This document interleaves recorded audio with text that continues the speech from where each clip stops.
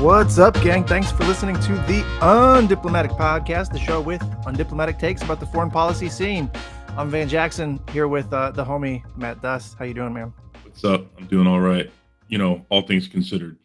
All things considered. That's the eternal caveat of the Undiplomatic Podcast. Oh man, especially now, I'm just trying to keep my chill.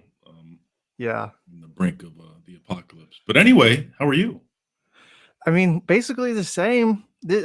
You know, one of the reasons why it was like worthwhile fitting in this episode amid, what we both have, I think, is like a really harried schedule. And in fact, Julia's traveling right now, so she's also pretty harried. Yeah. It's like we need the catharsis. We need, I don't know, society needs our hot takes. That's what I'm certain of. I need your hot takes. Society needs our hot takes. We're just, it's public good. Okay. Right. Well, first up, and probably like most recent and most perishable in the public mind, is the vice presidential debate, which happened, I don't know, less than 48 hours ago, but somehow it's already feeling like ancient history. Yep. Yeah. I mean, what were your thoughts? Foreign policy figured into it a little more than I expected. Well, no, at the top, I was kind of shocked, like right out of the gate. You had this wild question about Iran's nuclear program, both inaccurate. The question was, war. Iran. The question was that Iran could produce a weapon in a matter of weeks, which is, of course, not true. Experts think they could enrich enough uranium for a weapon. There were a lot of not true things. Yes, said in that, yeah, right. Many of them by the candidates, mostly Vance. Yeah, but that one was said by the moderators. Which I was surprised by because Margaret Brennan tends to be, at least on foreign policy, I think, of the kind of Sunday morning hosts, a low bar, let's acknowledge, but like really does tend to be one of the better ones on foreign policy. So I was really surprised at that one. But the question, a wild question. If Israel, did a strike on Iran's nuclear program, would you support it? A wild question to lead with, but of course both answers were disappointing. Yeah. The correct answer is no. That would be very bad. We should not support it. That's the last light you would want to greenify for Israel, Right.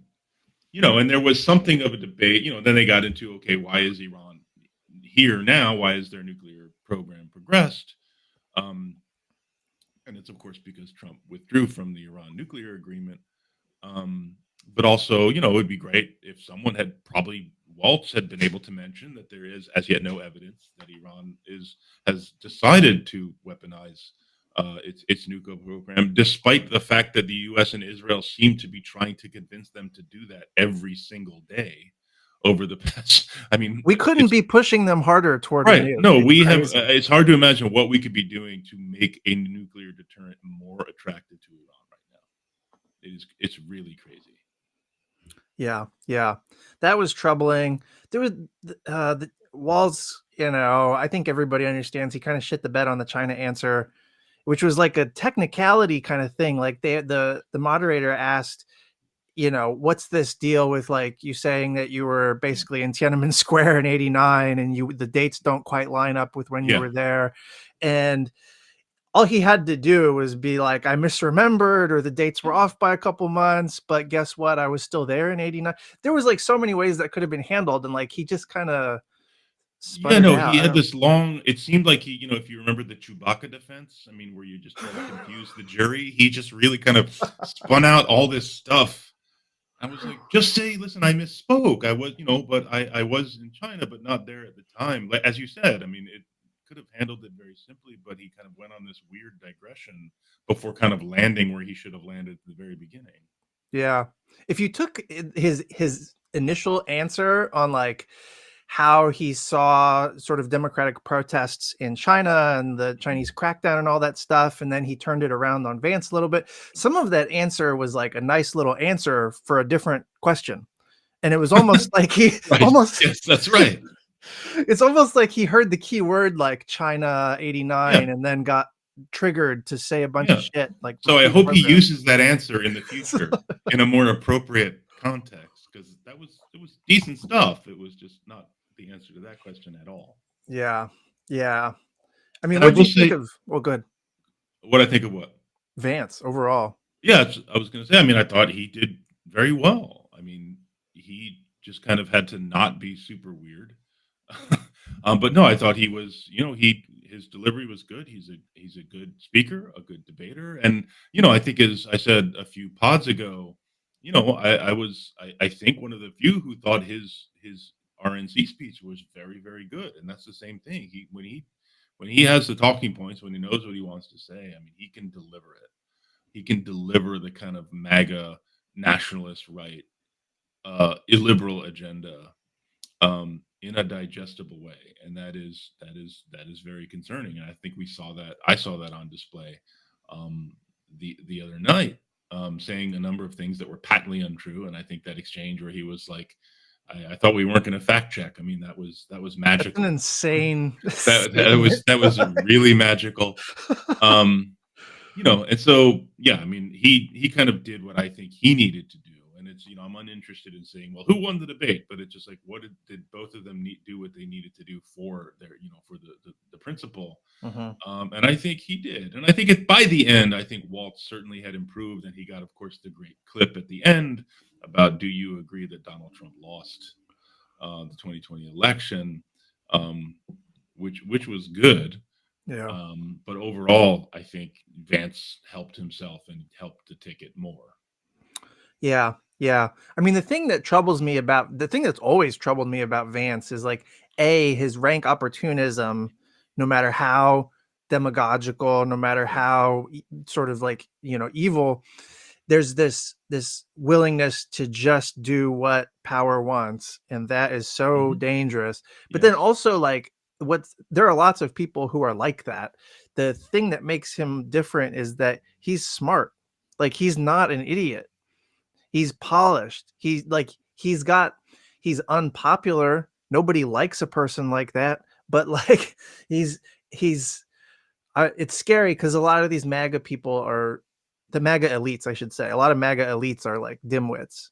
They're like ethno nationalist Veep, the HBO show, but Hmm. he's smarter than a lot of them, and that's a pretty scary proposition. Yeah. So Yeah. the thing that I thought Walls struggled with, I said this on Twitter, like he continuously was trapped on this rough terrain.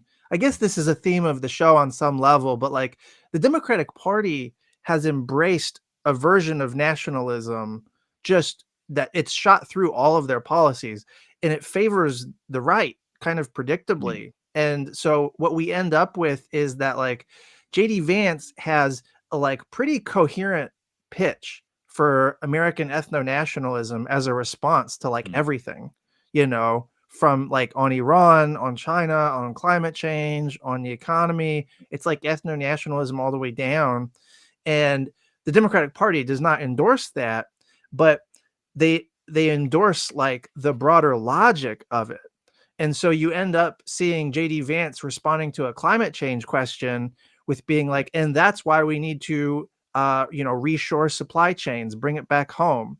And like, what is Waltz going to say to that? No, we shouldn't reshore supply chains when that's what the Biden administration is basically doing. Right. Like when it's like with the great power competition thing, it's like national flag versus national flag. If you Mm. accept that premise, then the right's going to win the argument every time, because you're going to be stuck trying Yeah. to argue for like a more rhetorically humane version of the same kind of shit. Same with border policy and immigration. Yeah. So Waltz has a difficulty, or he had a difficulty, and will continue to have a difficulty contrasting his vision and the Democratic Party vision from the Republicans, Mm. except for to bring up 2025 project, which you know Trump doesn't want to associate with publicly. Yeah. Well, I mean, I wrote a piece after the Democratic convention where I addressed this a little bit. Where I noted the Biden administration's post neoliberal agenda, and the way this could be fashioned to not only a domestic but an international pro worker agenda. And I think Oh, an that's right. asset Yeah. that the Democrats have is that Biden actually did infrastructure week instead of just talking about it for 4 years. He actually did some things that have invested in manufacturing and jobs. So they have some accomplishments to run on, but I totally agree.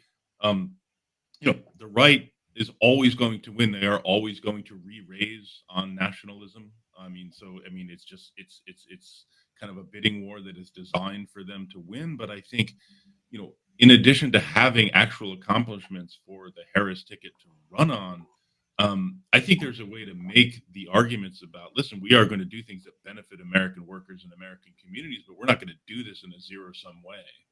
And I know this is something you and I agree on. I mean, we cannot make this a zero-sum competition between American workers and Chinese workers, American workers and workers anywhere else. We're going to rise or fall together. Our security is deeply interlinked. Now, that may be a bit more of a complex argument to make than just like, we're going to do everything for us and screw everybody else. But I think that's the right argument and potentially a winning one. Yeah, we'll see. We're gonna get to China in a minute too before we close out, but we should probably also the vice presidential debate inconclusive. They did what they needed to do. Yeah. It probably won't be very memorable. Yeah. Ultimately, I don't know that's the thing. I don't know who's going to care. I mean, the question is, did they hurt? I don't think either of them hurt. Yeah.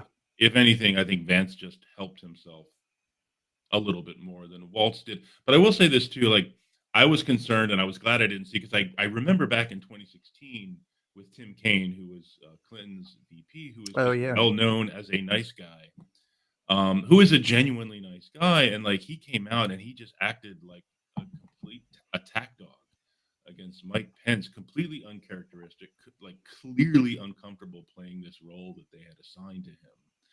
And, going after Mike Pence, whose views I think are horrible, but who is kind of, at least outwardly, this kind of nice sort of aw shucks, and it just really like hit poorly. So I'm very glad they just allowed Walz to kind of be Walz. I thought that was right. He's a great politician, Walz. Yeah. It's just he's you're constrained by your circumstances, and his circumstances, I think, don't optimize his talents. Yeah. He was clearly nervous at the top, but I think he kind of eased into it. Yeah, that's where where the China question came. But like, I think he kind of chilled and relaxed. Of course, so the first 30 to 45 minutes. Yeah, it's the big leagues too. Like, that's a huge fucking step up. Yeah. Okay, well, another related news, maybe less perishable, but still past. Ta-Nehisi Coates, the eminent scribe, writer, captures the Black American experience today better than like anybody I know. But he has a new book called The Message, and he went on a CBS morning show to promote it. And this went viral as hell. You know, and so that he's talking about, like, in the book and on the interview, this point of the book is like advice to writers, which is kind of the Edward Said thing of like, see from the standpoint of the victims and use your pen to change the world in that way. And I mean, that's the rough gist. I haven't read the book, but the fucking, like, one of the co-hosts, this guy, I don't know if he's white or Jewish or what, but like Tony, whatever his name is, he immediately, who apparently has like a pre-existing relationship with Ta-Nehisi Coates, before Ta-Nehisi can say anything, he sandbags him with all of this shit about, like, if I stripped your name off this book, it would be if I took the fancy title away, this would be in a backpack of an extremist. Right. Which is to say, like, you should be on a no-fly terrorist list for this book, which is fucking insane. No, it really was. It was amazing for, like, just to watch him kind of reel off these talking points. They were like talking points for real. That anyone who has worked on this issue and engaged in debates with the right on this issue, to just like by rote, you didn't mention this, you didn't mention that, you didn't mention this. Doesn't Israel have a right to exist? And by the way, are you a terrorist? It was just so. But also, it was deeply gratifying to watch the way that, like, Ta-Nehisi just kind of leaned back and Yeah. respectfully but firmly was like, nah, and just handled it.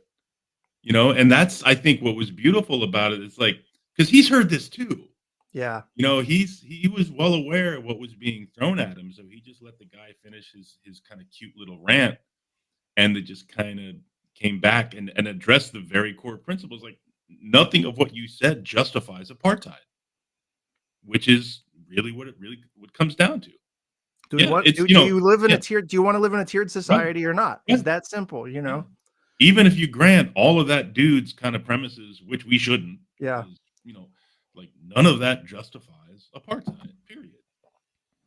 Pretty wild. Yeah. Yeah, I aspire to respond to enemies as coolly as he did. Like yeah. I can't But no, wild. that again. I think that's what's coming. So I think Yeah. people need to understand, like, you know, Ta-Nehisi very rightly has been celebrated for his really perceptive, thoughtful, um, writing and thinking about race and the history of America and white supremacy and all of this, but applying those same principles to Israel Palestine is really going to throw some people off, and that's what he's finding. Because like a lot of folks who consider themselves good liberals are so like emotionally bound to this idea that like, oh, this is different. It's much more complicated, and Mhm. here's a whole set of reasons that I need to believe so I can be okay with Progressive this. except for Palestine, right? Right, Yeah. exactly. That's what it is. Yeah. Yeah. And I don't even know if this dude on the show is progressive. I'm guessing he probably doesn't consider himself progressive. But yeah, we see this even from people who consider themselves good liberals and progressives. Even if they're not going to be as hardcore, as that dude was, there's still an element of like, oh, it's complicated. And sure, in some ways, the history is complicated, but like what you're witnessing, because of course, I've been to those places he's talking about. I've been to Hebron many times. I've led groups to Hebron with Breaking the Silence, the group of IDF veterans that he worked with and went to Hebron. And once you see that, I mean, there's no explaining that. Don't unsee it either. Yeah. Right. Yeah. No, I mean the thing that I think saved Ta-Nehisi, and I think that's an object lesson for everybody, and probably implicitly, like this is what he's writing the book about too. Like he was able to respond so firmly, so Mhm. crisply, and it didn't. There's no way he knew he was going to get sandbagged like that. It Mm. was because like his ability to respond competently, dominantly on his feet like that is Yeah. because he had moral clarity, Mm. because he had a coherent worldview, because he was extending principles derived from his Yeah. own observation of Black America Yeah. to the Palestine situation. Yeah. He was seeing a Right. continuous sort of humanity there. And like if he didn't have that clarity, if he was just carrying talking points, like you're just practiced at PR, Mm. he would have stumbled on that. And I think a lot of people would have stumbled. And I think that's part of why everybody's so impressed by his Yeah. response. But it's like that response doesn't happen if you don't have the moral clarity and the vision and the analytical basis for it. I think that's right, but I also think it doesn't happen unless you've actually been there and felt it and smelt it. And I'm not saying he couldn't have written about it without going there. I think Mhm. people can read different accounts of what's happening. But again, this is It's why. unshakable from Yeah, but experience. this is Yeah. again why I've led a number of different groups of journalists and analysts on these trips in cooperation with others, since 2010. I don't know how many groups I've led, because I realized, like, once you go to these places, once you see how it functions, once you see how your Palestinian colleagues cannot walk with you as an American down this street, as he That's talked about, fucked. That's it fucked. is completely fucked. Once you actually see that up close, and then you come back through the looking glass to the debate as it happens in Washington, no one's going to tell you differently. I mean, they continue to try to gaslight you. Oh, you didn't really see what you saw, but once you've seen it and smelt it and felt it, um, no one's going to tell you different. That's why it is really important to have that. Yeah. Yeah.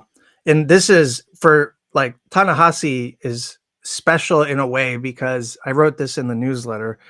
reflecting on all this, Yeah. because he is this insider.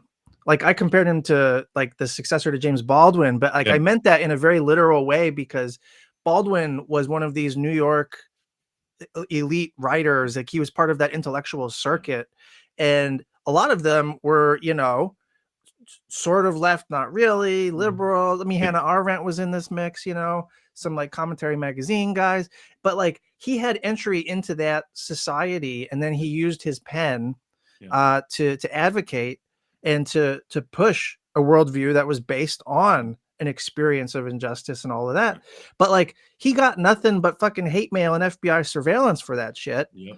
And right Right. now, Ta-Nehisi, he's got one foot inside the tent because he built his name up in those earlier Bush and Obama years when all this stuff was less like politicized.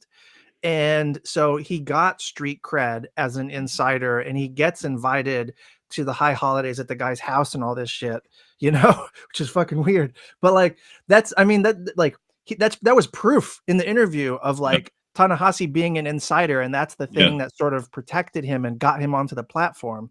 Yeah. And as an insider, you don't go against the flow. You don't speak out against the larger consensus, or else you don't become an insider for very long. Yeah. You know, eventually you end up with an Yeah. FBI tail on you. And Yeah. like, and so like, credit to Ta-Nehisi for speaking out. I do Yeah. wonder how long he'll stay on the inside though, if mainstream opinion doesn't change. Hmm. I don't know. All right, well, shout out to Ta-Nehisi Coates. Yes. Related, I mean, Middle East policy, there's so many things that could be said. Could you like summarize what's been happening the past couple weeks? Like, last time we touched base, it was the pager Yeah. detonations, Yeah. right? Yeah. Like, what's been happening? Things are escalating very quickly. Yeah. So, shortly after the pager attacks, we've just basically seen Israel, turn to the Lebanon front. Massive bombardment. Like, I think last week, Monday or Tuesday, it was some over 500 people killed in one day. And now we have It's worse they're than calling 2006, right? it is no very quickly. Yeah. And we're having what is called a limited incursion into Lebanon, or in Russian, it's referred to as a special military operation. Um, and it's just all this all over again. I'm And glad you drew that parallel. That was yeah. good. But I mean, what was also wild here is you have Biden doing this same kabuki about, if that's okay to call it, whatever it is, this I think it's routine, okay. like, oh, we're gonna get a ceasefire, pushing really hard for a ceasefire, and then Netanyahu's like, nah, didn't agree to it, gonna go ahead and do this, and then Biden's like, oh, okay. I mean, it's just, I just don't remember, I want to say that Biden seems helpless, but I'm also like, no, he's going along with this. Well, did you see Um, that Politico piece too that said Brett yeah. McGurk and a bunch of administration people greenlit this fucking incursion into Lebanon? Like, Right. I read that, and again, like McGurk has been like a focus a lot of, I think, rightly, because I mean, I think he has been like a singularly pernicious character in this administration and before. But again, I'm not going to absolve Biden for any of this. I mean, McGurk is there because Biden wants him there. oh yeah, it's one team, So man. I mean, yeah, it is one team, and Netanyahu. And you have, and I have a piece coming out this week, this coming week in the New Republic on the anniversary of October 7, where I say this and more. But it's like you see these pieces coming out now on the anniversary of October 7 by these kind of, they're not necessarily friendly journalists, but they are clearly helping to frame up a first draft of history where just like Biden kept on trying for a ceasefire, but Netanyahu just kept on doing these. It's like, no, man, no. Biden had the option of using real leverage, which he simply chose not to the do. leverage. Right. Where's the costs? How Right. many times have we fucking said this? Yes. Yeah. Right. So, and I'm just not buying it. Okay. Maybe I don't doubt that he was frustrated, but the limits there was this piece in Politico, Biden, seeing limits of influence on Israel. No, these limits were self-imposed. Biden took these tools off the table early on, and Netanyahu did what was rational. He did what he wanted to do, because Biden had made clear he would not impose real costs. He would not create disincentives for doing otherwise. This is a fucking nightmare, man. For one thing, I'm kind of glad that I'm not a Middle East expert in the sense that I feel like to engage in Middle East policy is to just be gaslit by powerful people constantly. Yeah. Like an analysis, there's no real analysis underneath Mhm. anything. It's just Yeah. talking points and advocacy Right. on behalf of just demented aims. Yeah. Um, but like, okay, so carrier strike group goes to the region. We're still aiding Israel as there's a genocide ongoing in Gaza, and as it expands incursions into Lebanon. We have these state-directed terrorist attacks via the pagers. We have 50,000 troops in the region now, which is insane. Under what authorizations? It's unclear. Yeah. Just just The going there. the war mania that Yeah. narrates itself as Yeah. anything but Yeah. is like I can't like it's fucking wild. And No, it is. anything McGurk or anybody else is going Yeah. to say about this that's not a condemnation is Yeah. No, complicit. I mean, I commented earlier on Twitter earlier this week is like there are very strong, birth pangs of a new Middle East vibes in Washington right now, and that is terrifying.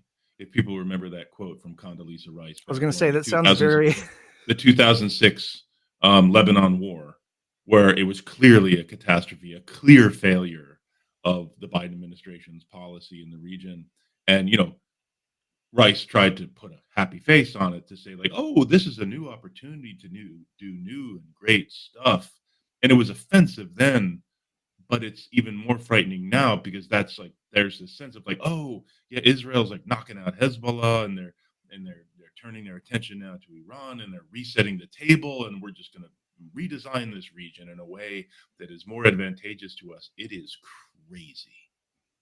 It is crazy, and it's evidence that once again we should have put way more goddamn people in jail for the Iraq War.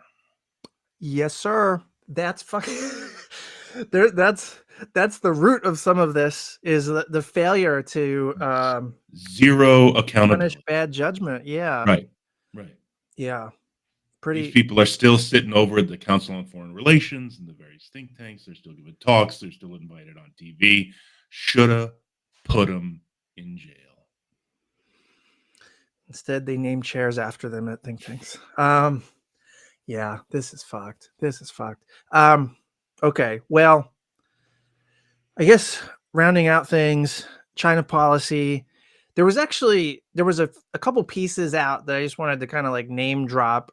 And then I wrote a thing about former Congressman Mike Gallagher because he had this Mhm. kind of crazy idea. Yeah. Um, so like one piece was in World Politics Review, and I think it was by Michael Swain, but it was Yeah. just arguing basically like the Democratic Party and the Biden administration have become ultra hawks on China. And like Swain is like a restrainer type, but he's Yeah. also extremely well respected in like Yeah. the China hand community. Like he's well known, and um, it's kind of it's the first time I've seen somebody who's like not me kind of call out the Democratic Party Mm. for being hawkish, too hawkish on China, Mm. and like this ultra hawk designation. I think people bristle at it, Yeah. but like that's how if like just use as a baseline, what Yeah. would the neocons as of 1998 have wanted, or Yeah. 2003, Yeah. right? What was the Trump administration's,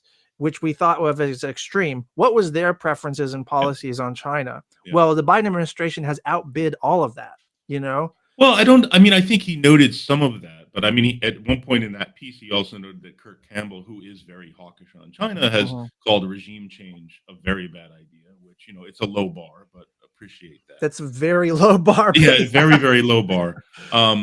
But yeah, I mean, he was also ticking through, of course, some of the people who could be expected to populate a Trump administration on China policy, and Mhm. it's bad news. Yeah. But I really dug your piece, on Gallagher and Palantir, because I mean, it seems pretty clear. Like anytime there is a Lord of the Rings reference, that's a bad organization. That's a bad organization, just straight out. Right Yeah. away. That's a good Palantir, point. Anduril, all these just, it's trouble. So, Yeah, they're like really leaning into mystifying yeah. what they're into, what they're doing. So, like, yeah. So for people who don't know, Mike Gallagher, he was like the kind of McCarthyist chair of the China Select Committee, congressman. He kind of checked out after a pretty surprisingly short period in Congress, and he's vice president or something at Palantir, which is a company that exists on national security contracts, basically. But he had this. He spoke at this right wing conference, nominally nonpartisan conference. There were like FDD, CSI, who's who of whatever right wing stuff. But at the conference, he proposed the idea of, let me find it. Every time a Chinese ship rams a Philippine vessel, we should quietly place another small team of Marines or soldiers in the southern Japanese islands or northern Philippine islands. It will continue until such a point that China stops threatening one of our treaty allies. And so, like, what's crazy about this is that, like, of the many bad ideas that Gallagher's had, this might be like one of the least bad. Like, this isn't World War III directly or anything, Yeah. but and it's not, there's no like direct racism in it either, but Right. Jesus. Yeah, right. Like, so like that's a low bar. But I mean, this is there were many ways to like criticize this. I chose the sort of neutral language of the cost exchange ratio, which is obviously unfavorable. Like, anytime you're doing strategy stuff against a supposed enemy, if you want to repeat that interaction with your enemy over and over, you have to make sure it costs them more than it costs you. And his idea would do precisely the opposite. It would cost us a shitload, separate from like the infeasibility of it, separate from the fact that we have troops flowing to the Middle East right now, separate from the like not in my backyard NIMBYism stuff of forward basing in East Asia, separate from the claims, the confirmation bias that China would have because it already assumes that we're militarily encircling it. And so if we do that more, is that going to change their calculations or confirm their calculations? So problematic in a number of levels. Yeah. And then there was a piece in FT by Financial Times by like the most sort of reaction. I mean, he's like he identifies as a reactionary. I forget the guy's name, but Yeah, no, I read it, and yeah, it was. Go ahead. oh no, but it was his argument was basically converging with the Rivalry Peril, co-authored by Mike Brennis, coming on January 2025, endorsed by one Matt Duss. That's right. But like the check's in the mail, though, right? There we go. Yes, it is. So the Rivalry Peril, like one of the sort of sub arguments of the book is that the China threat and great power competition is not a force of cohesion or unity of the nation. It's a divisive force. And this piece in the Financial Times by this right wing guy uses different kinds of arguments, but he reaches that exact same conclusion. It's like the piece is called "The China Challenges Isn't Bringing Americans Together." Right. Like, I think that's good news. It's like I read that piece and I was like, well, that's great. Because yeah, as I've written elsewhere, and this is something that Senator Sanders focused on too, like this idea that we're going to rebuild America's political consensus through threats, whether it's Russia or China, is a dangerous game. So I read that piece where he's like, wow, this isn't working. We're promoting the China threat, and yet it's like, yeah, no. I mean, this is good. Let's like maybe like let's rebuild an American political consensus around an idea of like shared prosperity and dignity and equality. I don't know, crazy idea, but let's do that instead of like, oh, the new enemy. This is there's something meta here about like the left versus the right and how we think about this stuff. Like, I feel like we're constantly trying to expand the franchise. We see something good and we want to expand it. We see something bad and we want to shrink it. And like the right's view is always like, security, prosperity, these are scarce resources. They're zero sum. They're predicated on regimes of exclusion, like my security is going to mean your insecurity. And like, that's kind of a meta thing, but it's there constantly, Right. Yes. Yeah. No, but it's also like, it's just, if you want, you can select for that evidence, right? You can look at World War II, and this is kind of the function that World War II, because it's like the go-to comparison for everything in foreign policy from Yeah. Munich forward. Oh yeah, we came together, around the fascist threat, and like lifted ourselves out of the depression, and built. We sent these young boys to fight, and yeah, there's a lot that's praiseworthy about that. There's a lot that's horrible, especially after the war when we maintained this kind of militarized Keynesianism, Mm-hmm. which was not great. Not great. Yeah. I mean, like, that's part of the context that brings us to our sort of dystopian moment now. Like, you can't romanticize one specific moment in history and one literally unique kind of war in history, Yes. and then like generalize from it, No.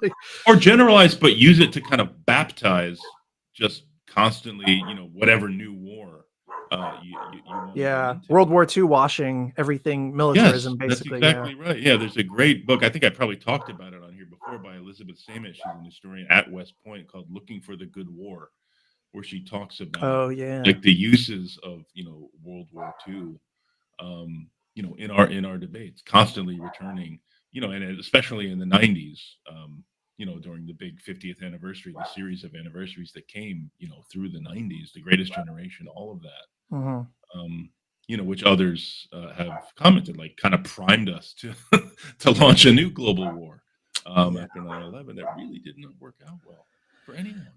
Yeah. Well, ending on a positive note as usual. Yeah. But we're here now doing this podcast, so we're not going to make those mistakes again. That's right. If you listen to this podcast, surely you're inoculated from these false lessons of history or whatever. One hopes. So, all right. Well, anything else? I think we covered a lot here. I don't know. I probably should have prepped a movie rec for the end here. Talk about your new movie podcast. Yes, the Bang Bang Podcast. For those who don't know, Lyle, Jeremy, Rubin, and I. So we're both military veterans. We're both war critics, anti-war advocates, you might say. But we're also film junkies, which we have in common with you, Matt. And so we have this podcast called Bang Bang Podcast, which is a show about war movies and military movies, but with an anti-imperialist twist. So we're kind of meeting people where they are when you see things like A Few Good Men and Hunt for Red October, stuff that like is in our memory bank that we sort of know and love or hate in some kind of way, but it's there, and then exploring that and our feelings around that, and then relating our experiences within the national security state and the military, like unpacking all of that and sifting through it to see what kind of lessons there are, what's the untold story about all this stuff, the true costs that are being borne, how much of these heroic stories are really propaganda, all of that, what's the role of film in shaping the culture and then in shaping the politics and all of that. So that's what we're doing. It's at bangbangpod.com, and you can subscribe, and it's super fun just talking about, like these current events things are important, but also depressing a lot of times. And it's like more just fun to talk about a movie, Right. Well, I'll be sending you a list of movies I would like to join for. So yes. So if you go to letterboxd.com, we have, and it's at Bang Bang Pod too, like we have the running list of all the movies that we're going to watch, but we're also constantly kind of adding to it. And yeah, we need to know which ones you're keen to jump on. Cool. And that will be fun, man. All right, man. All right. And then I forget. I don't know. I need to like script an outro for this show because I never know what to say. But good to see you. We're out. And we're out. All right.